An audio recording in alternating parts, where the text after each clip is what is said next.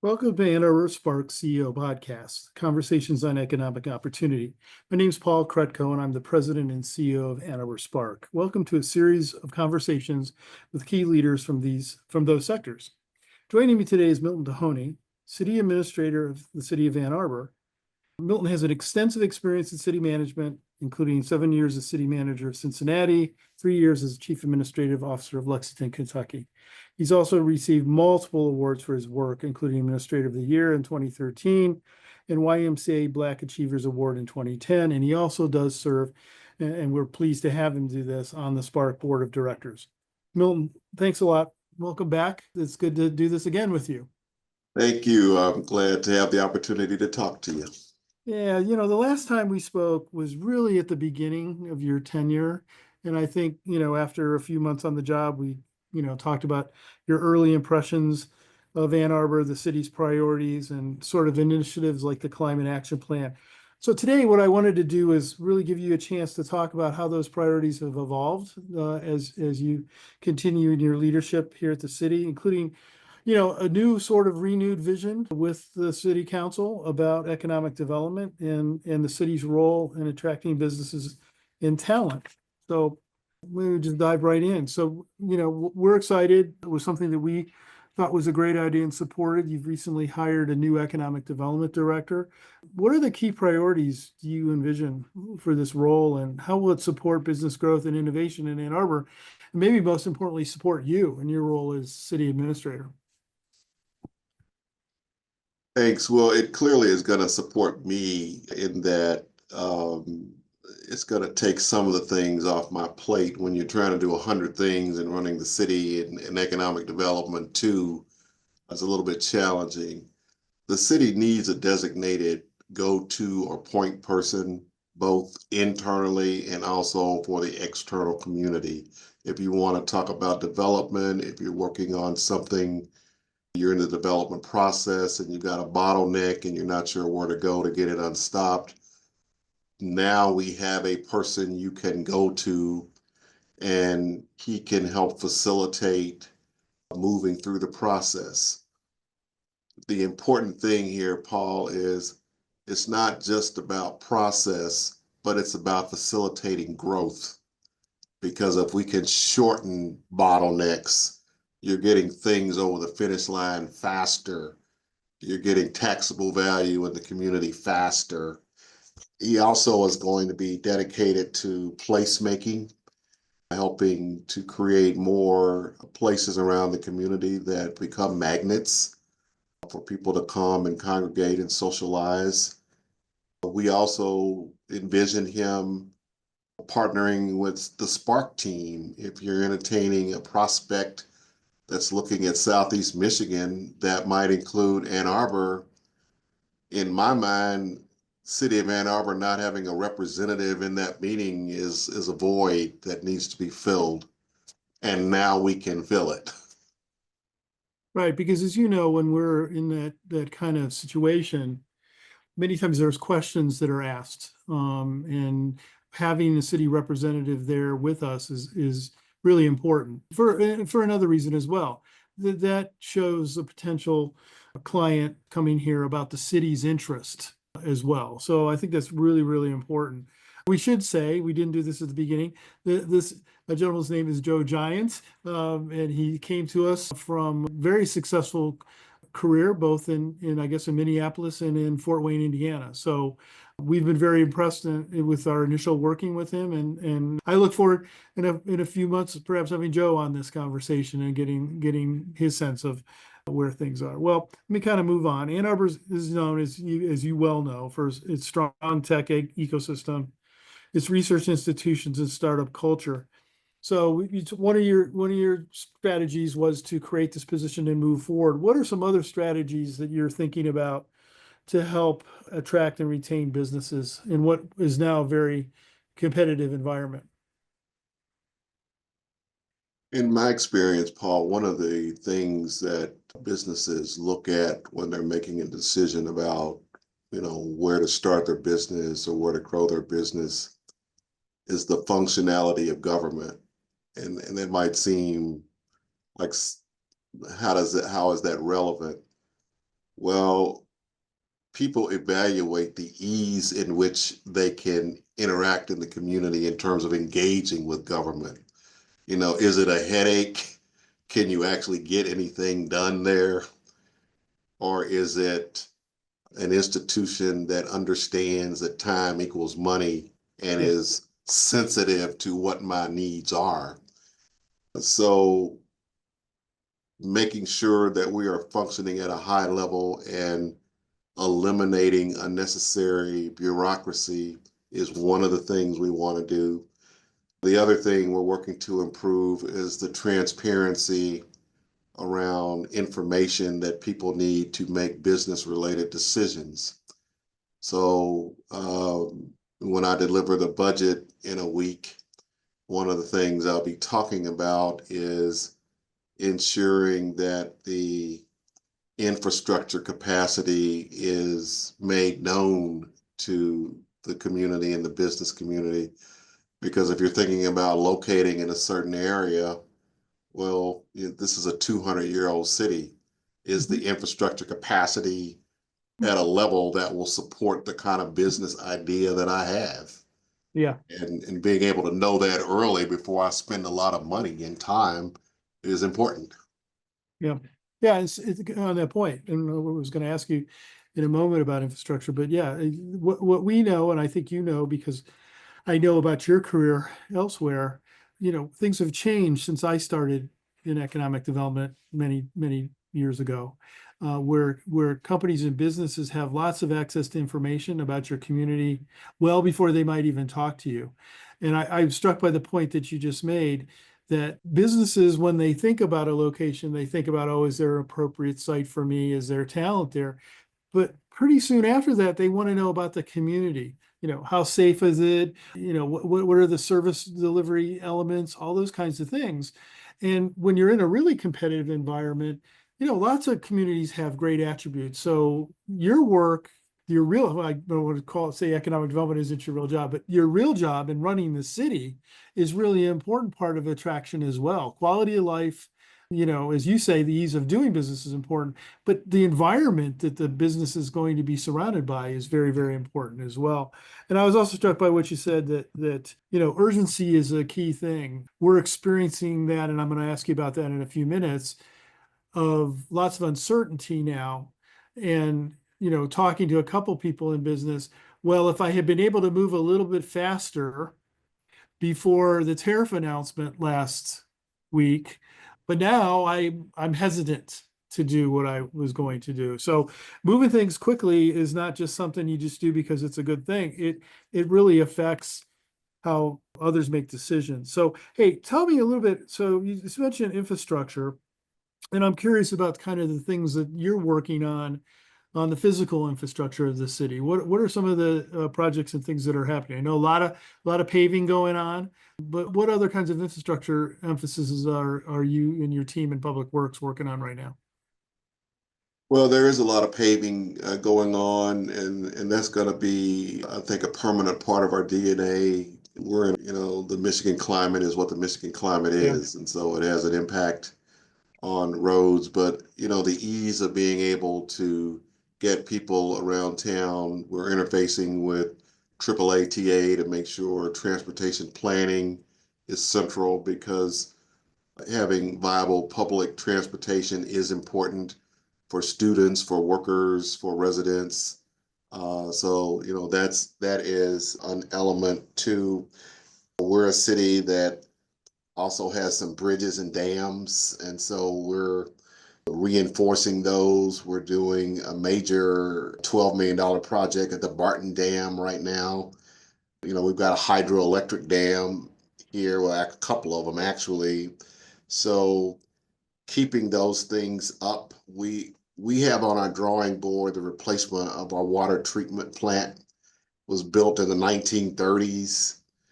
It'll take more than $100 million to replace it, and so we can't fund that locally. We've got to have a partner in DC, regardless of who's running the country. We have to have a relationship with both state and federal governments. So those are are things that we're constantly looking at. And then, those are big ticket items. There's also some smaller, not insignificant, but smaller by comparison. You've got to make sure that your city is well lit. Yeah. You got to make sure that your wayfinding is appropriate to help people move about your community. We're having conversations and projects to address all of those things. Well, one of the things we were happy to help with and kind of had to move through some legislative changes in Lansing is the idea of expanding how we can do business improvement districts. And I know that that's moving forward now on State Street. We're hoping that entryway into the city can sort of be a project that stimulates other thinking about how the business community can support. Because what a business improvement district is, the property owners are saying, we want to self-tax ourselves to make, the external streetscape be more attractive, more welcoming to our city. So, those are kinds of things that the private sector can help with as well. So you mentioned a little bit, and I alluded to it. What other, I understand your point, and I think it's a good one about we don't get to choose who's running various levels of government, right? And well, we do. You and I have a vote, but we don't. The populace chooses. And so I'm wondering, as you're digesting sort of the change in administration, are there any other particular challenges that you're seeing for the city from some of the things that you've heard, and maybe opportunities? I mean, one that came to my mind immediately, and I was in a meeting with you the other day, and you mentioned it. We went down a path 2 years or so ago about the downtown post office site, and we got a hard no. And then now the Trump administration is saying, well, we're thinking about divesting of property. So that's where there might be an opportunity, but there's some other challenges that you're concerned about right now. Well, let me provide this context. When I arrived in 2021, Ann Arbor didn't even have a federal lobbyist. And it was one of the first things I identified. You can't really be a viable city without that kind of relationship help. So not only do we have a federal lobbyist, but we're also trying to improve our interaction with Lansing. Sometimes people view Ann Arbor in a certain way. Mm-hmm. Well, it's a well-off community, so you probably don't need much. Well, there are people here that have money in the bank, but that has nothing to do with what the city needs. We have needs and we have relationships that we need to pursue. At the federal level, a guy in my lane, absent all the politics, I know that at a certain point, a federal administration will determine where they are going to invest money. Mm-hmm. Yes. So you have to wait and see what that is and then be in position to compete for it. Because if you say you want to advance transit, that's relevant. If you're going to deal with infrastructure or housing or economic growth, whatever it is, we need to be competitive and ask for our fair share, irrespective of any political discussion. Right. Right. And part of my charge is to stay focused on that, be very pragmatic. We're asking for some, I'm old school, Paul. Earmarks is what I call it. They don't Yeah, call me it that too. Me anymore, too. but that's what it means. Mm-hmm. Congressionally directed funding. Well, we need fire stations.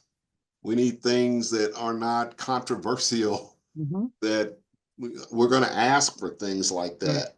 We want to work with state and federal administrations, period. So Well, we'll try to fight it. yeah, it's one of the things that we work very hard on from a regional perspective. So there is great opportunities for us to work together. I mean, one of the things that we were proud about and reported to the board was on a regional basis, we were able to bring back about $35 million in different programs. to the region. One that was very important to the city was about $10 million in resources for housing development. We don't do the project, right? But we're a voice in Lansing saying our community has some of the highest housing prices in the state of Michigan, and we need to work on supply. And so we can amplify that voice, and we're happy to do that with you in terms of making clear. And I'm very sensitive to the point that you made, because I've heard that many times in my work over in Lansing. Well, Ann Arbor is doing really well, and the point being that's true in certain areas, but in other areas we're just like everybody else.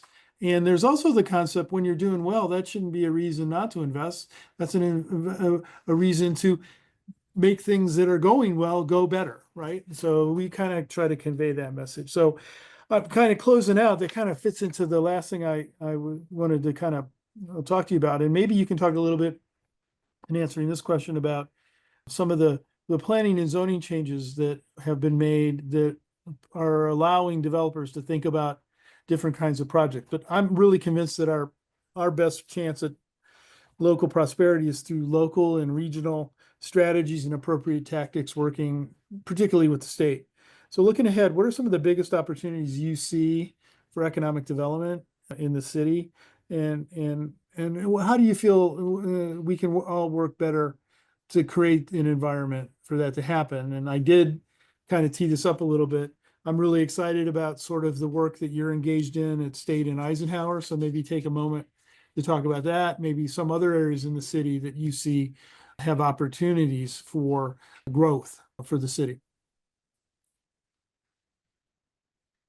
One of the things that I try to do is send a signal that city government is open for business and very interested in people investing in our community. So I sat down with the Simon folks a few years back before the Briarwood expansion even started to understand what their vision was, Mhm.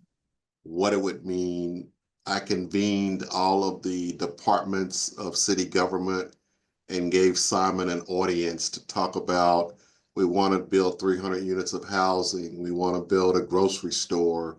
We want to transform the area and become a regional magnet. We're in that same approach. We're working on the Arbor South project. Now, it hasn't yet been approved by council, so we have to see if that happens. But if it happens, it's 1,000 units of housing. It's a new hotel. It's 85,000 square feet of commercial space, all in the same footprint, general footprint as what Briarwood is doing. And so that's adding jobs. It is increasing placemaking. It is, it's not designed to create a second downtown per se, but in effect, that's what you would be doing. You're creating a new community. And it's expanding the Ann Arbor brand. And one of the things that I've been an advocate of is Ann Arbor needs to be more bullish on its brand. We need to proactively put our name in places. And the last thing, I'd be remiss if I didn't say, the city and the university must have an extraordinarily positive working rapport, and we have that. Got a relationship with the president of the university. I communicate with the leadership of the community, the university. We support what they're doing and vice versa, because if you do that well, Ann Arbor benefits. And my last point is, many, many years ago, I was a faculty member at the University of Louisville College of Business. And one of the guys that I would bring in to teach my class, to speak to my class, his name was John Schnatter.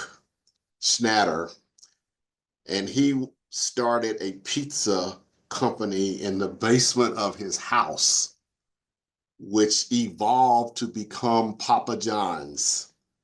So you never know where a small business might end up. That's how headquarters get placed in cities, is someone lives there Mhm. and they cultivate it. Yeah. So, you have to think about it in those terms.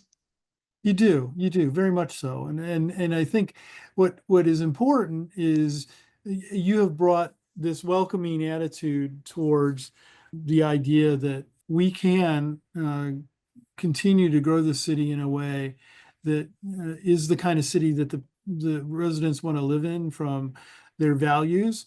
But we can do this in a way that take some opportunities that have been sitting in front of us and really make them happen. I'm thinking particularly about Briarwood.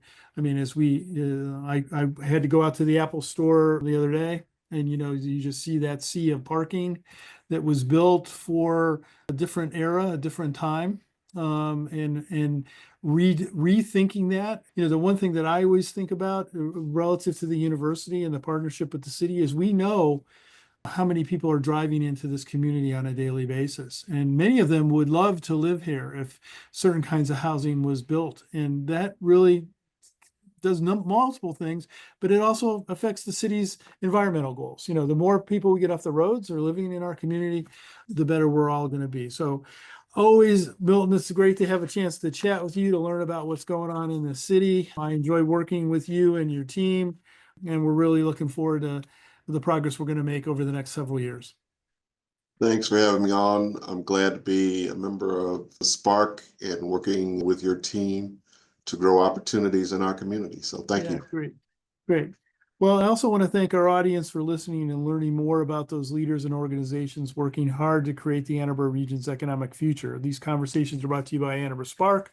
For more information about us, you can find us on the web at annarborusa.org, also on Facebook and LinkedIn.